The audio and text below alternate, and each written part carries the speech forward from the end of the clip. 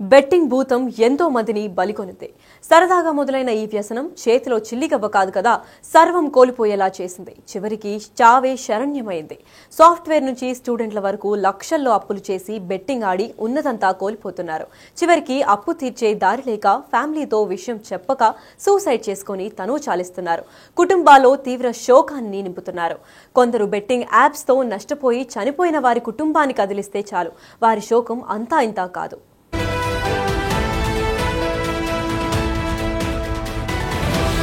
వరంగల్ జిల్లా ధర్మసాగర్ మండలంలో మలక్పల్లి గ్రామంలో రామకృష్ణారెడ్డి బెట్టింగ్ యాప్స్ తో దాదాపు 14 లక్షలు కోల్పోయాడు. అంతకుముందు వివిధ పనులు చేస్తూ జీవనోపాధి పొందాడు.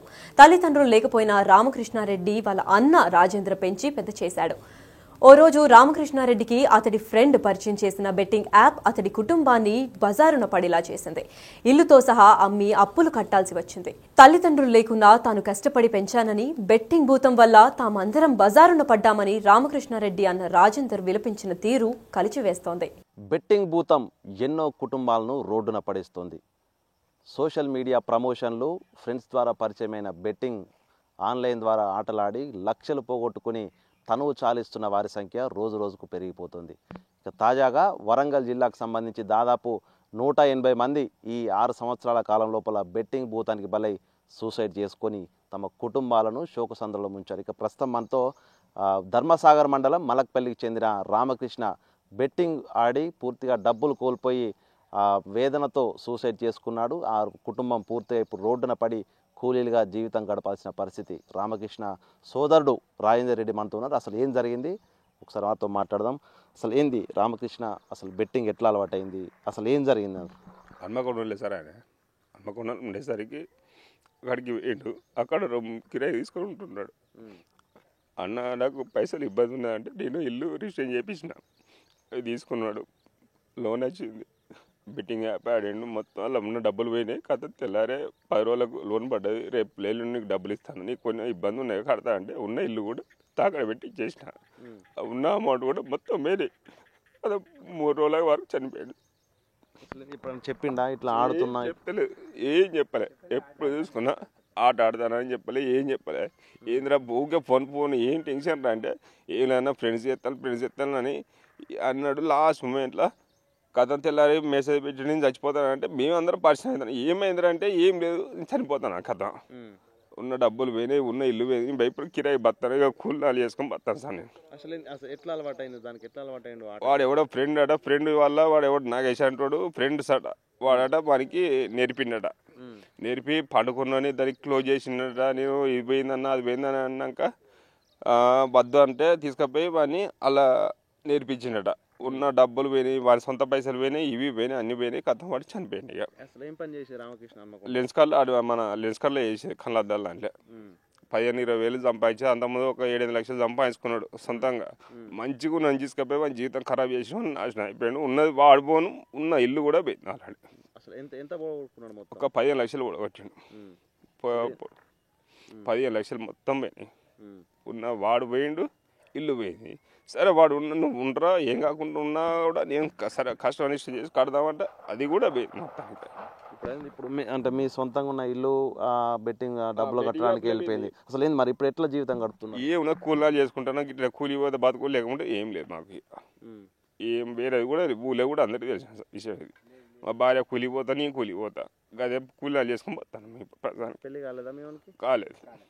మీ పేరెంట్స్ వాళ్ళు చనిపోయారు, ముందే చనిపోయారు. నేనే చదివిన ఇన్ని రోజులు, వాడు చనిపోయాడు. మీ దగ్గర పెరిగి ప్రయోజకుడు అవుతారు అనుకుంటే బెట్టింగ్ యాప్ టైంలోనే కథ బెట్టింగ్ యాప్లో పడ్డాడు. వాడు సూసైడ్ చేసుకున్నాడు. ప్లస్ మమ్మల్ని కూడా ఇప్పుడు సావనీకి చేయించాడు. ఆయన కూడా ఏదో ధైర్యంగా మన పిల్లలు ఇద్దరు అని చెప్పేసి ఇట్లా చేసుకుంటా బతుకుతున్నాం. ఇల్లు అమ్మేసి కట్టేసినాయి కదా డబ్బులు చచ్చుకుంటా. ఇప్పుడు సొంత ఇల్లు కూడా లేదు, ఏం లేదు మాకు. గుంట జాగ కూడా లేదు, వ్యవసాయ భూములు కూడా ఏం లేదు మాకు. కూలినా చేసుకుని బతుకోవడానికి. అసలు ఈ బెట్టింగ్ యాప్కి సంబంధించి ఎన్నడూ మీ దృష్టికి రాలేదు? ఇప్పుడైనా మీ చుట్టుపక్కల బెట్టింగ్ యాప్లు ఆడేటోళ్ళు వాళ్ళు కనిపిస్తున్నారు, అసలు ఏం చెప్తారు వాళ్ళకి? ఏం ఒక్కటి చెప్తారు, మీరు దయచేసి ఈ బెట్టింగ్ యాప్లలో పోకండి సెల్లులు వాడుకునేంతసేపు వాడుకోవాలి, కానీ ఈ బెట్టింగ్ యాప్లో పోయి కన్న తల్లిదండ్రులను పోయినా కూడా అన్న వాళ్ళు ఇట్లా ఉన్నా కూడా వాళ్ళని జాగ్రత్తగా చూసుకోవాలి. ఎందుకంటే మిమ్మల్ని కానీ పెంచిన తల్లిదండ్రులు పోయినా కూడా సాధిన వాళ్ళు ఉన్నారు, వాళ్ళని చూసుకోవాలి తప్ప కానీ ఎవ్వరు మాత్రం ఇబ్బంది పెట్టకండి. దయచేసి అందరికి విజ్ఞప్తి చెప్తున్నా, ఈ బెట్టింగ్ యాప్లు మానుకోండి. ఫస్ట్ ఎవరన్నా వీళ్ళ ఫ్రెండ్స్ ఎవరన్నా ఈ దందాలో ఉండి చనిపోయిన వాళ్ళు ఉన్నారా? ఈయన మావాడే ఫస్ట్, ఇక ఎవరు లేరు ఇక అలా, అంతేనా? చూసాము, ఇది రామకృష్ణ బెట్టింగ్ యాప్కు భూతానికి బలై ప్రస్తుతం ఆ కుటుంబాన్ని తను చిన్నప్పటి నుంచి కూడా తల్లిదండ్రి లేకున్నా అల్లారు ముద్దుగా పెంచి ప్రయోజవుతాడు అదైతే అనుకొని కుటుంబాన్ని సాగుతాడు అనుకుంటే పూర్తిగా అప్పుల్లో కూరుకుపోయి బెట్టింగ్ యాప్ కారణంగా కూడా సూసైడ్ చేసుకోవడమే కాదు, తన అన్న కష్టార్జితమైనటువంటి ఇల్లును కూడా అమ్ముకోవాల్సిన పరిస్థితి. ఇప్పుడు అప్పులు తీర్చడానికే ఇల్లు అమ్ముకొని రోడ్డున పడ్డ పరిస్థితి. ఇద్దరు కూడా ఇప్పుడు కూలీనాలు చేసుకుంటూ బతుకెళ్ళడి తీస్తూ కూడా బ్రతుకుపై కూడా పూర్తిగా ఎలా బతకాలంటూ కూడా అగమ్య గోచర పరిస్థితి. అంటే మొత్తంగా బెట్టింగ్ భూతము ఏ విధంగా కుటుంబాలను ఆగం చేస్తుందనేది రామకృష్ణ సూసైడ్ అనేది ఒక ఉదాహరణ. అయితే బెట్టింగ్ భూతానికి బలై సూసైడ్ చేసుకునే వ్యక్తులు పక్కన ఉంచితే వాళ్ళ కుటుంబాలు ఎంత చిత్రవద అనుభవిస్తున్నాయో మనం రాజేందరే ఒక ప్రత్యేక ఉదాహరణ అని చెప్పుకోవచ్చు. అటు వ్యవసాయ భూమి లేక, అటు ఉండడానికి ఇల్లు లేక కిరాయికు ఉంటూ ఆ కూలి నాలి చేసుకుంటూ కూడా బ్రతుకు వెళ్ళదీస్తూ ఆ అప్పుల భారాన్ని మోస్తున్నటువంటి ఈ యొక్క జీవితాలను చూస్తుంటే కడుపు తరుక్కుపోతుంది. ఇప్పటికైనా కూడా బెట్టింగ్ భూతానికి ఎవరు బలి కావద్దు, దానికి ఎవరు అలవాటు కావద్దంటూ కూడా దీనంగా వేడుకుంటున్న పరిస్థితి రాజేంద్ర నుంచి చూస్తున్నాం. సో మొత్తానికి ఈ బెట్టింగ్ భూతాన్ని పూర్తిగా రాష్ట్రం నుంచి తరిమి కొడితేనే యువత జీవితాలు, ఎన్నో కుటుంబాలు కూడా బాగుపడుతున్నటువంటి ఒక వర్చన అయితే వినిపిస్తూ ఉంది. వీడియో జర్నలిస్ట్ సంతోష్తో వేణు బిగ్ టీవీ వరంగల్.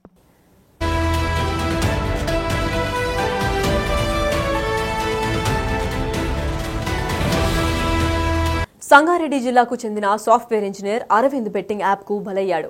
లక్ష పెడితే 2 లక్షలు వస్తాయని సైబర్ నేరగాలు నమ్మించారు. సైబర్ నేరగాల ఉచ్చులో చిక్కుకుని మొదట లక్ష పెట్టాడు. అప్పుడు 2 లక్షలు వచ్చేసరికి ఆ మొత్తాన్ని పెంచాడు అరవింద్. అలా బెట్టింగ్ యాప్తో 9 లక్షల వరకు నష్టపోయాడు. ఇంట్లో విషయాన్ని చెప్పలేక చేసిన అప్పులు ఎలా తీర్చాలో సతమతమై చివరికి సూసైడ్ చేసుకున్నాడు. అరవింద్ తండ్రి హెడ్ మాస్టర్ గా పనిచేయడం గమనార్హం. నా పేరు జైపాల్ నాయక్. గత 2 సంవత్సరాల క్రితం అరవింద్ ఇంట్లోనే ఉరివేసుకొని చనిపోయాడు. అరవింద్ మా అన్న కుమారుడు. మా అన్న హెడ్ మాస్టర్, మా అన్న మా వదిన ఇద్దరు ఉద్యోగం చేస్తారు. కానీ అతను బీటెక్ చదువుకొని సాఫ్ట్వేర్ ఉద్యోగం చేసుకుంటూ జీవనం గడుపుతుండు.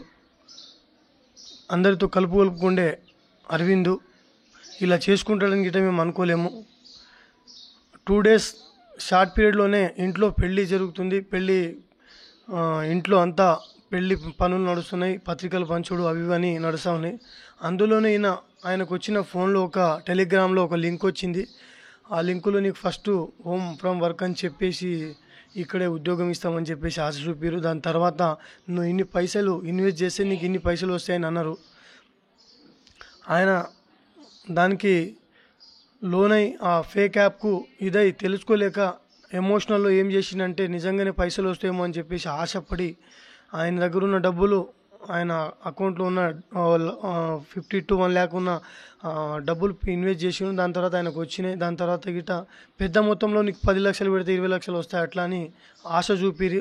ఆ ఆశ చూపి ఆయన 9 lakhs వరకు ఇన్వెస్ట్ చేసి దాని తర్వాత అక్కడ నుంచి ఎలాంటి మెసేజ్ రాకపోవడం, డబ్బులు రాకపోవడంతో ఆయన ఏం చేయాలో తోచగా ఇంట్లోనే ఎవరికి చెప్పకుండా డిప్రెషన్లో పోయి భార్యకు, కుటుంబ సభ్యులకు, తల్లిదండ్రులకు ఎవరికి తెలియజేయకుండా మరి ఇంట్లో పెళ్ళికి తెచ్చినటువంటి బంగారాన్ని, అంటే ఆమె వారి వైఫ్కి పెట్టిన బంగారాన్ని కూడా నాకు ఇట్లా అర్జెంట్ ఉంది అది ఇది అని చెప్పేసి అని తీసుకున్నాడు.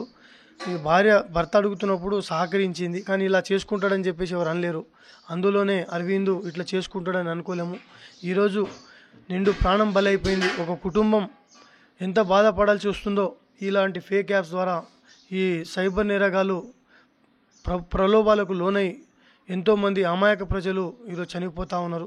రోజు రోజుకి ఇవి జరుగుతూనే ఉన్నాయి. కేంద్ర ప్రభుత్వం వీటి మీద దృష్టి పెట్టి ఈ ఫేక్ యాప్స్ని తొలగించాలి.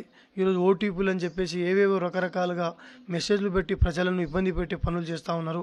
వీళ్ళు చేసే మోసాలకు ఈరోజు తల్లిదండ్రులు ఎంత ఇబ్బంది పడుతున్నారో ఈరోజు మనం కళ్ళారా చూస్తూ ఉన్నాం. ఈ మోసం చేసి అంటే మీరు మోసం చేసి ఏం చేస్తారో మీ కుటుంబంలో గిట ఇదే పరిస్థితి వస్తుంది. ఇలాంటి ప్రజల ఉసురులు తలిగి మీరు నాశనం అయిపోతారు. ఈరోజు ప్రత్యేకంగా కేంద్ర ప్రభుత్వం దృష్టి పెట్టి ఇలాంటి యువకులను బలి కాకుండా ఈ యాప్స్లకు లోనై ప్రలోభాలకు లోనై ఓటీపీలలో ఈ ఫేక్ యాప్స్లను తొలగించాలని చెప్పేసి ఈ సందర్భంగా తెలియజేస్తా ఉన్నా. పేరు అరుణ్ కుమార్. నేను అరవింద్ వాళ్ళ బ్రదర్ని, పెద్ద అన్నయ్యని. ఇట్లా మా తమ్ముడు ఇట్లా సూసైడ్ చేసుకుంటూ ఇట్లా ఆన్లైన్ లింక్ వచ్చి ఇలా అయింది. ఇంచుమించు 2 years వస్తుంది. చాలా ఇబ్బంది పడ్డాము. చెల్లెలు పెళ్ళి ఉండే, వారంలో చెల్లెలు పెళ్ళి ఉండే. చెల్లెలు పెళ్ళి నుంచి ఆ లింక్ ఎక్కడి నుంచి వచ్చిందో తెలియదు, కానీ ఆ లింక్ ఓపెన్ చేసి 3-4 days నుంచి ఆ లింకులో నిమగ్నం అయిపోయి అందులో ఉన్న బంగారం తీసుకుపోయి తాకట్టు పెట్టి ఎవరికి చెప్పకుండా బంగారం తీసుకుపోయి తాకట్టు పెట్టేసి ఆయనంతలో ఆయన డిప్రెషన్కి వెళ్ళిపోయి ఆయన ఒక్కడే ఆలోచన చేసుకుని ఎవరితో షేర్ చేసుకోకుండా ఎవరికి చెప్పుకోకుండా ఒక్కడే ఇబ్బంది పడకుండా ఆ రోజు ఈవినింగ్ టైం ఇక్కడే మా ఫాదర్ ఇక్కడే కూర్చున్నారు. నేను కార్డ్స్ పంచుదామని చెప్పి బయటికి ఇట్లా వెళ్తున్నాను. అప్పుడే అతను అక్కడి నుంచి వచ్చాడు. మా మదర్ కింద ఉండే, కింద అంత సామాన్లు చదువుతుండే. వాళ్ళు అప్పుడే 3 months అవుతుంది అతనికి పెళ్ళి. 3 monthsలోనే వాళ్ళు కింద ఉంటున్నారు. పెద్ద అయినా పైన ఉండాలని కింద ఉండాలని చెప్పి ఆయన కింద ఉంటున్నాడు. మా మదరు, మా భార్య వాళ్ళంతా కింద సామాన్ చదువుతుంటే అప్పుడే వచ్చి కడపగా నిలబడి మా మదర్ని ఒక 2-3 minutes అట్లా చూస్తుండిపోయాడు అన్నమాట. అలా ఎందుకు చూస్తాను, ఆమె కూడా అబ్జర్వ్ చేయలే, మా భార్య కూడా చేయలే. వచ్చాను కదా ఇక పడుకుంటాడేమో అని చెప్పి బెడ్రూమ్లో పడుకుంటే వాళ్ళు జరిగి ఆయన లోపలికి వెళ్ళిపోయి వీళ్ళు దానికి డిస్టర్బ్ అవుతుందని చెప్పి వీళ్ళు ఏం చేశారు, పైకి వచ్చే టైం చూసుకున్నాం. అదే ఇదేమో డోర్ వేసుకొని లెటర్ రాసి ఇది చేసుకున్నాను. అంటే వాళ్ళ భార్యకి కానిస్టేబుల్ కోచింగ్ పంపిస్తుండే, SI కోచింగ్. అంటే ఆమె ప్రీమియర్స్ క్లియర్ అయిన ఉండే, ఆమెకు చదివించుకుంటా కోచింగ్ పంపించుకుంటా. అంటే పోలేడు, ఆమె ఎన్నిసార్లు ఫోన్ చేసినా లిఫ్ట్ చేయాలంటే ఆమె అంతా ఆమె వచ్చేసింది. మా ఫాదర్ ఏం చేశారంటే ఇక పెద్దోడు అటు వెళ్ళిపోయాడు, వీడు ఇటు వచ్చి పడుకుండొచ్చు కదా, నేను పోయి కిరాణం తీసుకొద్దాం. మా ఫాదర్ అప్పుడే కిరాణం తీసుకొచ్చాడు అనమాట, పెళ్లి సామాన్ కిరాణం. ఆమె అప్పుడే వచ్చి డోర్ కొడుతుంది, ఎంత కొట్టినా తీయట్లేదు అని చెప్పంటే మా ఫాదర్ వచ్చేసరికి డోర్ తీయట్లేదు మామయ్య అని చెప్పనేసరికి మా ఫాదర్ పోయి కొట్టారు, తీయట్లేదు. ఫోన్ చేస్తే రింగ్ అవుతుంది కానీ లిఫ్ట్ చేయట్లేదు. ఇలా అని చెప్పి పైన ఈ బాబు మా బాబు అందరూ వచ్చి డోర్ కొడితే ఇలా ఇన్సిడెంట్ ఇట్లా ఇబ్బంది చాలా ఇది అందరూ ఏడుచుకుంటారు. ఇది చాలా 10 వారంలో పెళ్ళి ఉండే, క్యాన్సిల్ అయిపోతుంది అది అనుకున్నాం. కానీ వాళ్ళు పెద్ద మనసు చేసుకొని, అవతల వాళ్ళు కూడా పెద్ద మనసు చేసుకొని అర్థం చేసుకొని ఇబ్బంది కావద్దని చెప్పి వాళ్ళు పెళ్ళి చేసుకోవడం జరిగింది మినిమం నుంచి. కానీ ఇట్లాంటి బాధ, ఇట్లాంటి ఇబ్బంది ఏ తల్లిదండ్రులకు రావద్దు.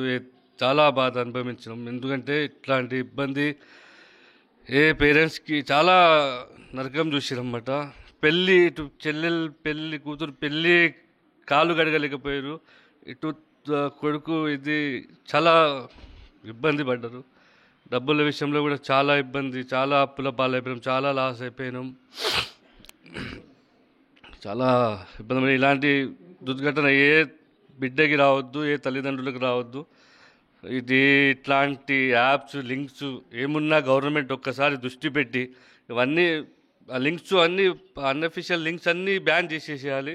ఎందుకంటే యువకులు చిన్న బీటెక్ చదువుకొని జాబుల కోసం దానికోసం జాబులు లేక డిప్రెషన్లోకి పోయి ఇట్లాంటి లింకులు వచ్చేసరికి వాటి వల్లే మన బెనిఫిట్ అవుతామో, ఫ్యామిలీకి మన హెల్ప్ అవుతామేమో, మనకు కూడా సొసైటీలో 2 రూపాయలు వస్తే మనం కూడా తిరుగుతామేమో అనే ఆలోచనలో ఆ లింకులు ఓపెన్ చేసి అందులో నిమగ్నమై ఇంత డబ్బు పెడితే ఇంత అమౌంట్ వస్తాయి, ఇంత పెడితే అని చెప్పి పిల్లలు ఎవరికి చెప్పకుండా బంగారం పెట్టేసి డబ్బంతా పాడు చేసి తర్వాత మోసపోయామని తెలిసి ఇట్లా సూసైడ్ చేసుకొని వాళ్ళు అయిపోయి హ్యాపీగా ఉన్న వాళ్ళ వెనక ఉన్న వాళ్ళ పేరెంట్స్కి, వాళ్ళ ఫ్యామిలీకి ఎంత నరకం, ఎంత బాధ అనేది అనుభవించిన వాళ్ళకి తెలుస్తుంది. అట్లాంటి బాధ యువకులు కూడా పెట్టొద్దు. అయితే 10 లక్షలు, 12 లక్షలు, 20 లక్షలు తల్లిదండ్రులకు చెప్పండి, అన్నదమ్ములకు చెప్పుకోండి, ఫ్రెండ్స్కి చెప్పుకోండి. మీ బాధ ఒక నలుగురికి షేర్ చేసుకుంటేనే వాళ్ళు ఏదో ఒక సాయం దొరుకుతుంది మనకి. ఈ 90 daysలో 20 లక్షలు కూడా ఒక మ్యాటర్ కాదు. ఒక ఎకరమతమో ఒక అర్ధ ఎకరమతమో ఉన్నాయి, రేట్లు వస్తున్నాయి, భూములు అమ్ముకోవచ్చు, మళ్ళీ బతుకోవచ్చు. మన ఫ్యామిలీ కోసము, మన ఉన్నోళ్ళ కోసం బతకాలి, మంచిగా చేసుకోవాలి, అందరూ బాగుండాలి అని చెప్పి గవర్నమెంట్ కూడా దీని మీద దృష్టి, స్పెషల్గా గవర్నమెంట్ దీని మీద జాగ్రత్త. ఎందుకంటే మెయిన్ యువకులే, మన ఫ్యూచర్ యువకులే. కాబట్టి యువకులే ఇట్లాంటి యాప్లలో పోయి ఇట్లాంటి ఉద్యోగాల కల్పన లేక, ఉద్యోగ అవకాశాలు లేక, ఇట్లాంటి లింకులకు తొందరగా డబ్బులు వస్తాయని చెప్పి ఆశపడి యువకులు, బీటెక్ చేసే యువకులు వింటారు, వాళ్ళు చాలా పాడవుతుంది. గవర్నమెంట్ కూడా దీని మీద చర్చ తీసుకొని ఏదైనా ఉద్యోగ అవకాశాలు ఏమన్నా హెల్ప్ చేయాలని కోరుకుంటున్నాను.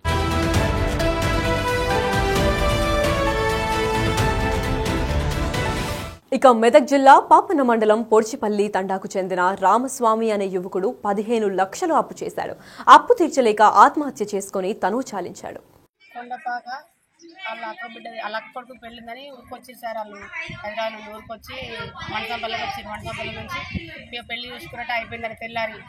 మరి ఏమైంది అసలు ఇక తెలియదు. ఫోన్లలో అయితే మాత్రం మాట్లాడితే మస్తు ఆడినాడు సార్. వాళ్ళ బావాలు వాళ్ళ అక్కలు వెనకసిరి ఏమైందిరా అని అనిపిస్తుంది. ఆయన ఏం చెప్పలేదట.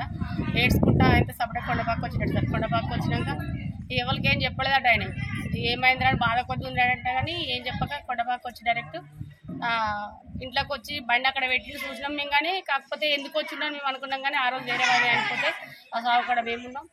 ఏంది రామస్వామికి ఒక్కడు వచ్చిన పిల్లలు ఏంటంటే ఆయన అక్కలు ఇంట్లో ఉన్నారని చెప్పిండట వాళ్ళ దోస్తులకు. కథ ఇంట్లోకి వచ్చిండు. ఆయన అది చేసుకునే దాకా మాకు తెలుసు సార్. ఇక ఏమైంది ఏం కథ అంటే ఆటో కోసమే చచ్చిపోయింది సార్. వెనకసిరి మళ్ళీ మేము ఫోన్లలో చూసినాం. ఫోన్లు బెట్టింగ్ కట్టిండు. ఫోన్లు ఆ బెట్టింగ్ కట్టిన సార్ ఫోన్లు చేసిరు. ఫోన్లు చేస్తే ఫోన్లలో ఏమైందంటే ఇట్లా డబ్బులు ఇవ్వాలి మాకు అని చెప్పింది. వాళ్ళు బేరిచ్చేవారు కంటే ఆయనకు ఏం చెప్పలేకుండా ఆయన అది కొండపాక. అయితే రామస్వామి వాళ్ళ అక్క కొడుకు పెళ్లి పోయింది. పెళ్లి పోతే అలా అక్క బిడ్డ పెళ్లి పోయింది. పెళ్లి పోతే పెళ్లి కాడ ఉండి చేసి అమ్మను నాన్నను వాళ్ళని అక్కడనే ముంచి చేసి మంచిగా అందరితో కలిసిమెలిసి ఉన్నాడు చేసిండు. ఏమైందని ఆయన కొండపక్క వచ్చిండు. కొండపక్క వస్తే పిల్లలు ఇక్కడ ఆడుకుంటుంటే అడిగితే సంజయ్ అని అంటే ఆయనే ఉన్నాడని పెళ్లికాడ కొడుకును బిడ్డను అందరినీ వాళ్ళ అమ్మ నాన్న వదిలిపెట్టి వచ్చిండు. భార్యను గిట్లా వచ్చి చేసి ఎవరో చెప్పక ఆయన బిట్టింగ్ కట్టి అప్పులు అయినాయి అని బిట్టింగ్ కట్టి 50 లక్షలు బిట్టింగ్ ఆట ఆడి బిట్టింగ్ కట్టి 50 లక్షలు అయినాయి అని ఆయన 50 లక్షలకు ఆయన ఎవరికి చనిపోయినాక దోస్తు వాళ్ళు మాకు తెలుసుకుంటే బిట్టింగ్ కట్టిండు. బిట్టింగ్ వల్ల చనిపోయింది అని చేసింది. ఆయన వచ్చే వరకు ఇంట్లో దర్వా పెట్టుకుని రామస్వామి అని పిలిచే వరకు చూసే వరకు ఆయన దులానికి పడి ఉన్నాడు. చేయగానే వాళ్ళు అమ్మ నాన్న బంధువులు అంతా అక్క బావలు అంతా అందరూ వచ్చి చూసే వరకు ఎప్పుడో చనిపోయింది. ఎందుకోసం అని అంటే బిట్టింగ్ కట్టిండు. బిట్టింగ్లో గెలవలే. ఆయన పరిస్థితి ఏందని ఆయన ఊరేసుకుని చనిపోయింది. నాది కొండపాక అండి. 2 పిల్లలు నా కొడుకు. హైదరాబాద్ పని చేసిండు. ఆయన దగ్గరికి వచ్చి హైదరాబాద్ పని చేసి నా పెద్ద బిడ్డ కొడుకుల గురించి వచ్చినాం. అడికలు వచ్చి నా గురించి తెల్లాలి అడికి వచ్చి ఇట్లా చేస్తుంది. ఆట ఆడింది చెప్పాలి పిల్లలు చెప్పాలి మాకు చెప్పాలి ఎవ్వరు చెప్పకుండా వచ్చి ఇంటికాడ పని చేసుకుంటాం. ఎంత చేసిండో ఎందుకు తెలియదు. మాకు చెప్పలే ఎన్నడూ మాకు తెలియదు.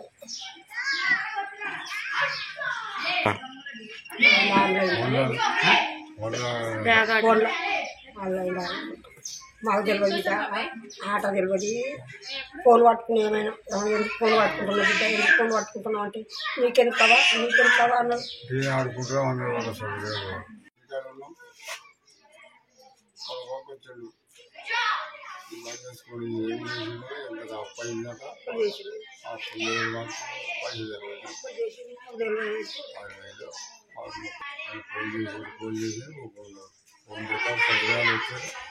అన్ని సరి చేసారు.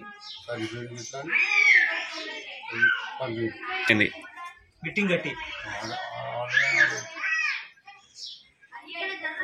30 లక్షలు అయినా అందుకైతే 30 లక్షలు అయింది.